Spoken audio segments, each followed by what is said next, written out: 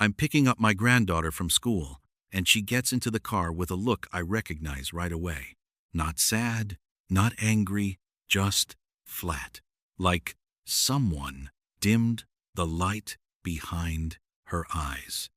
She's 16. She tosses her backpack onto the floor, buckles her seatbelt, and stares out the window as if the glass is safer than talking. I ask how her day was. She shrugs. I ask if something happened. She says, no, but her voice doesn't match the word.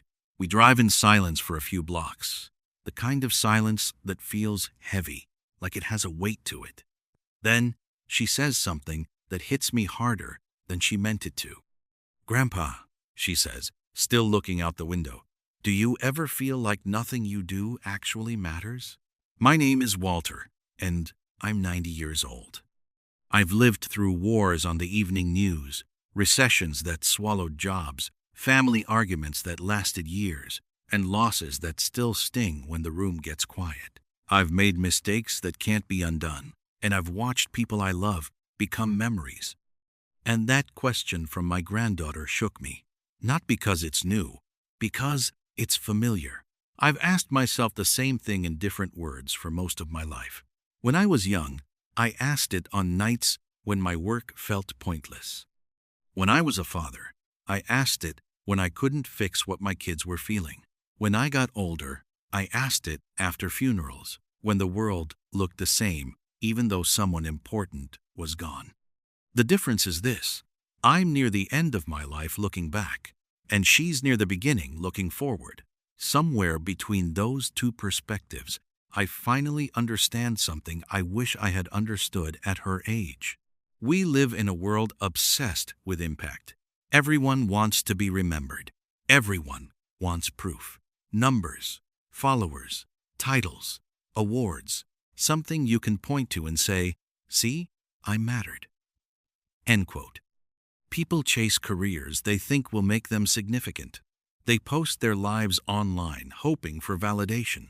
They measure their worth by how many people notice them. And I get it, I really do. Because when you are young, you think mattering is loud. You think it looks like applause. When I was in my 30s, I thought mattering meant being needed by important people. I chased that feeling the way some people chase a drink. The phone would ring, I would answer. Someone would need me, and I would feel useful for a moment. Then the moment would fade, and I would chase the next one. I remember coming home one night in a suit, still talking about work while I loosened my tie. My daughter was on the living room floor with crayons, making a messy drawing of our family. She held it up to me like it was treasure. I glanced at it for half a second and said, "That's nice, sweetheart," without really looking. She lowered the paper and went quiet. My wife pulled me aside later and said, "You know she waited all day to show you that." I wanted to say I was busy. I wanted to say I was providing. I wanted to say I was building a future. But the truth was simpler and uglier. I was practicing being absent while standing in the room. That is what the world teaches you if you let it. It teaches you to treat attention like a resource, to spend only where it pays you back. Years later, after my daughter was grown, she said something that made my stomach drop. She said, "Dad, you were always there. You just weren't really with us." That is a sentence you do not forget. It is also the difference between impact and meaning. Impact is what strangers clap for. Meaning is what the people who love you feel when you walk into the room. And meaning is built with a very ordinary skill: paying attention. If you want a rule you can use for the rest of your life, use this one. In the next 5 minutes, what would love look like? Not love as a word, love as a behavior. Maybe it looks like putting your phone down when someone starts talking. Maybe it looks like asking one more question. Maybe it looks like holding your temper for 10 seconds. Maybe it looks like writing a short message that says, "I'm thinking of you." That is how you matter. One 5-minute choice at a time.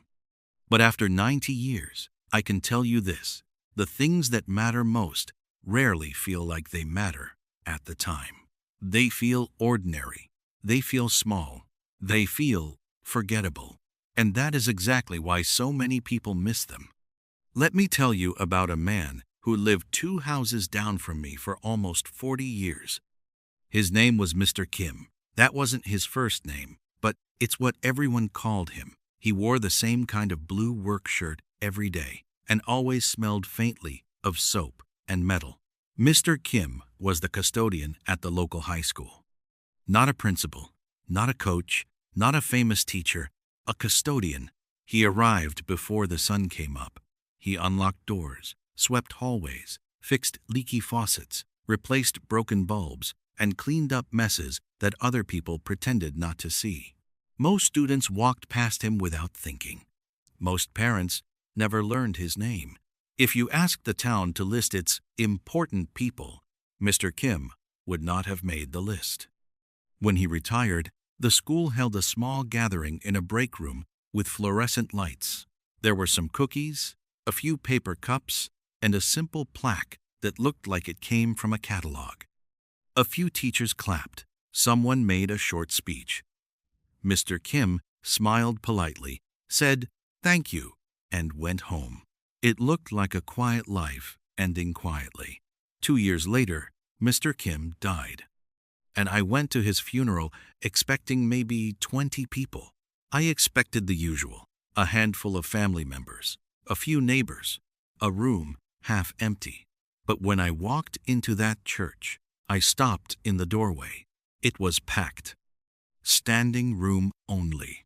People filled the aisles. They spilled into the hallway. They stood against the walls like they were waiting for a concert.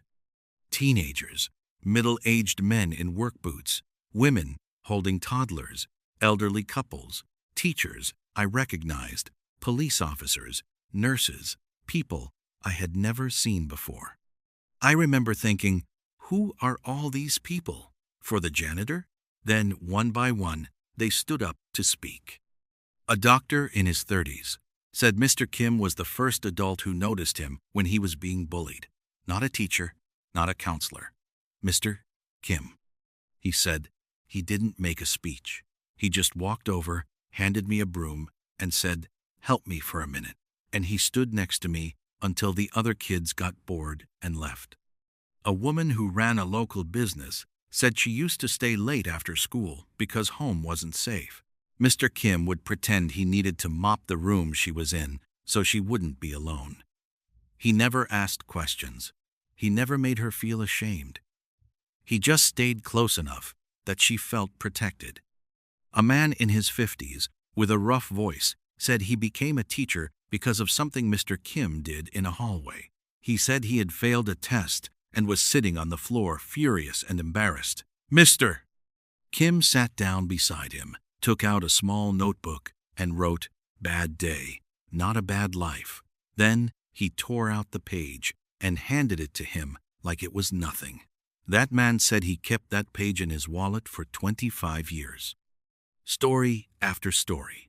Lives nudged in a better direction. Pain softened. Fear interrupted. Not by a famous speech, not by a big program, by a man with a mop who paid attention. Mr. Kim never tried to change the world. He never tried to be seen. He showed up. He noticed the people right in front of him. He did small things at the exact moments they were needed. And the ripples from his life were still spreading years later through people he would never meet again. That is when something clicked for me.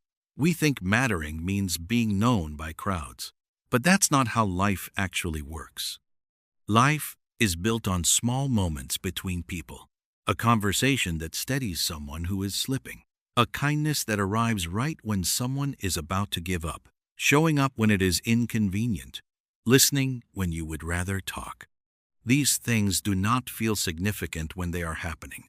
They feel normal, routine, easy to dismiss. But they stack up, and one day you look back and realize those moments were the real structure of your life.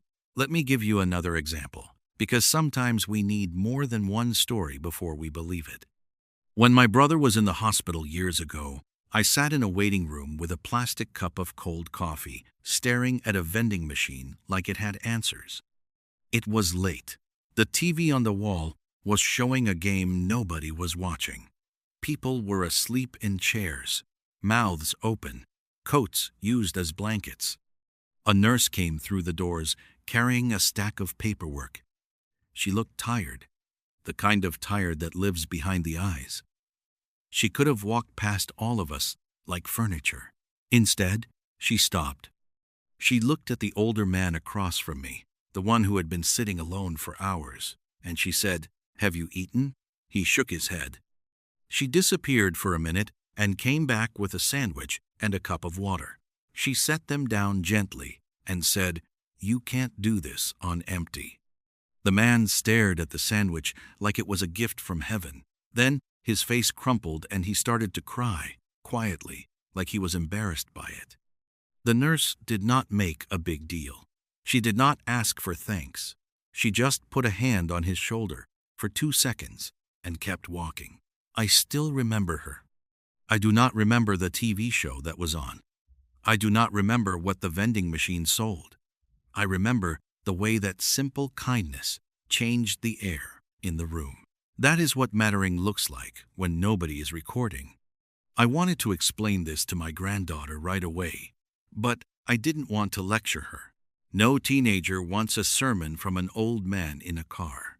So I asked her a question instead. "When you say nothing matters," I asked, "what do you mean? Are you saying you don't feel noticed? Or are you saying you don't feel useful? Or are you saying you're tired?" She stayed quiet for a long time. Then she said, "I don't know. I just feel like everybody is trying so hard and it still doesn't change anything. Like we're all just noise." Noise, that's the word. Because the modern world is loud. It's loud with opinions, loud with outrage, loud with people performing their lives for strangers, loud with everyone trying to prove they exist. And in all that noise, the quiet work of mattering can feel invisible. So let me tell you what I wish someone had told me when I was her age. Your life does not need to be extraordinary to matter. In fact, the pressure to be exceptional is one of the fastest ways to become miserable. It makes you feel like your ordinary life is not enough. Like being there for your family does not count unless it is impressive. Like being kind to strangers is pointless unless someone records it. Like doing honest work is small unless it comes with a title. But the truth is, almost everything that holds our world together is done by people no one will ever celebrate. Parents who get up at 3 a.m. with a sick child. Workers who show up on time and do their job well, even when nobody is watching. Friends who check in when they notice someone fading. Neighbors who shovel a sidewalk that isn't theirs. People who return shopping carts. People who hold doors. People who keep promises. None of this makes headlines. But if it stopped happening, everything would fall apart. I learned that the hard way when I was 44. My business was struggling. Money was tight. I was sleeping badly. I was angry all the time, not because I hated anyone, but because I felt like I was failing in every direction. One evening, I sat in my car outside a liquor store. I wasn't drunk yet. I was deciding. I remember gripping the steering wheel and staring at the bright sign like it was a solution. I told myself I just needed something to quiet my head. I sat there long enough that the heater went cold. Then someone knocked on my window. It startled me so badly I nearly hit the gas. It was a man I barely knew. His name was Eddie. We had met at a hardware store a few times. The kind of person you nod at, the kind you would never think would remember you. He leaned down, smiled like it was the most normal thing in the world, and said, "Hey, I was just heading to get pie. You want to come with me?" Hass. No lecture, no interrogation, no heroic intervention. Pie. I don't even know why I said yes. Maybe because the invitation was simple. Maybe because I was tired of fighting my own mind.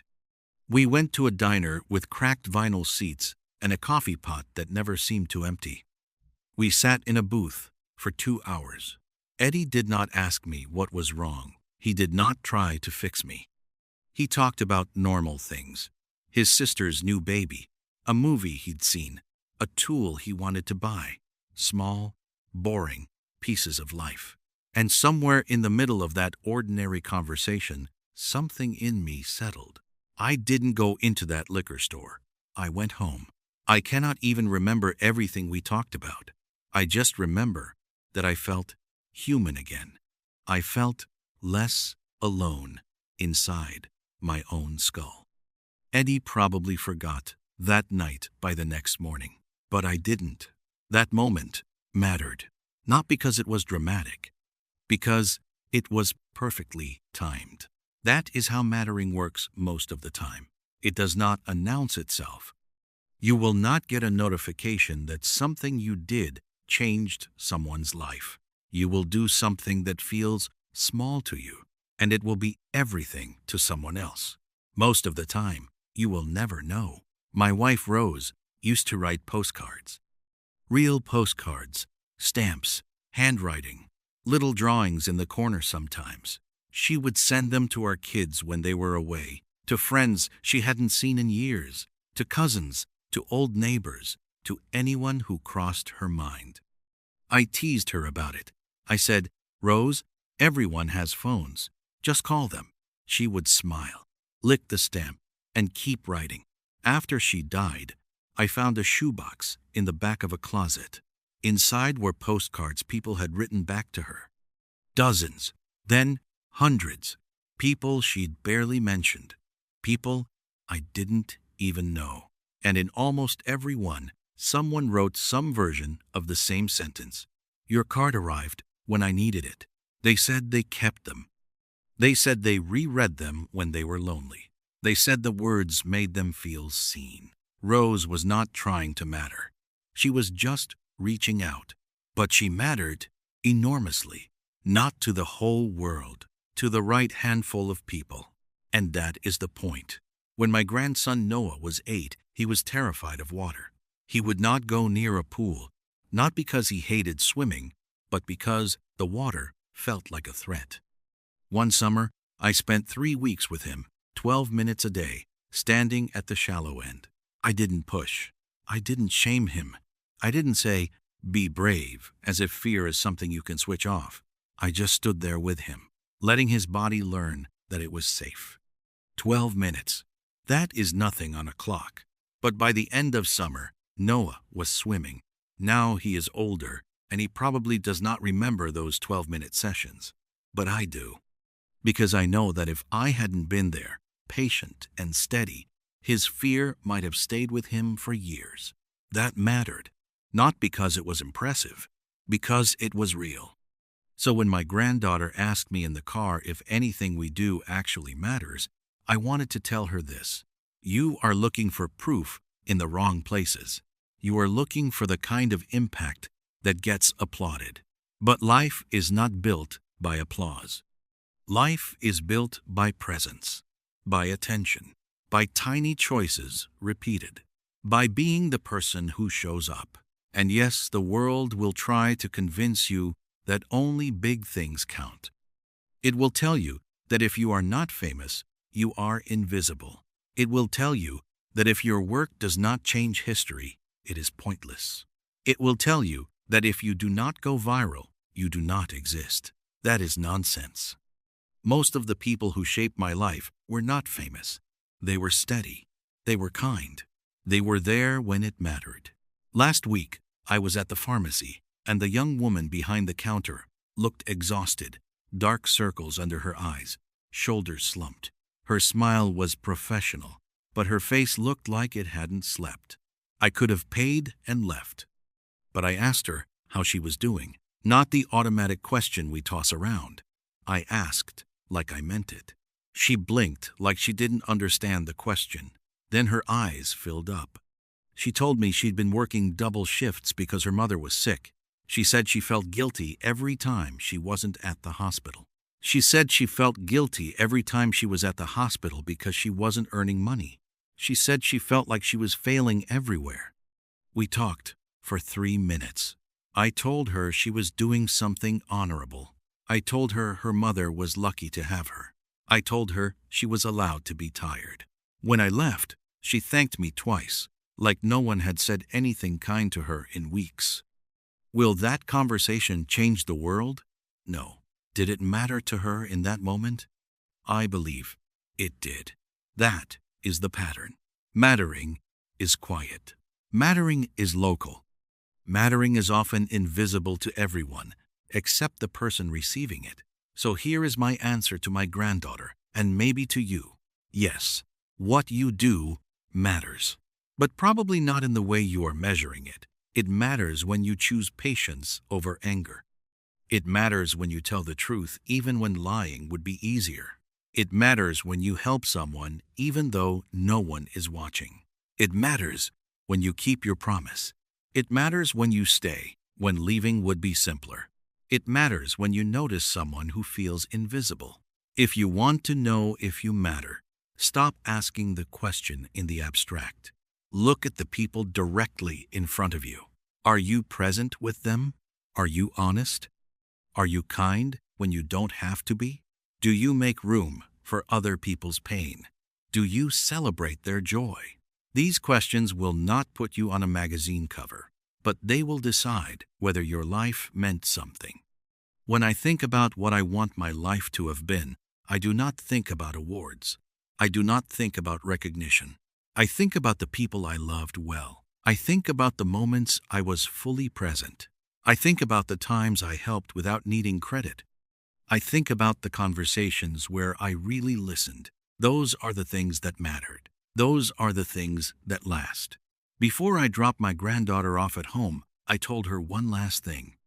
I said, "You may never see the ripples you create, but that doesn't mean they're not real." She didn't answer right away. She just nodded a little, like something in her had softened. And when she got out of the car, she turned back and said, very quietly, "Thanks, Grandpa." If you are stuck in that numb feeling, here is something practical you can do. For 1 week, at the end of each day, write down 3 small moments. 1. One moment you were fully present. 1 moment you helped, even a little. 3. 1 moment you chose kindness when you could have been sharp. Do not write the big accomplishments. Write the human moments. After 7 days, read the list. You will see proof that you matter, not because the world applauded you, but because you were a real person to real people. If any of this lands with you, do one small thing with it. Send a message you have been putting off. Ask someone how they are doing and listen for the real answer. Show up when it would be easier not to. Pay attention to the person right in front of you. That is how you matter.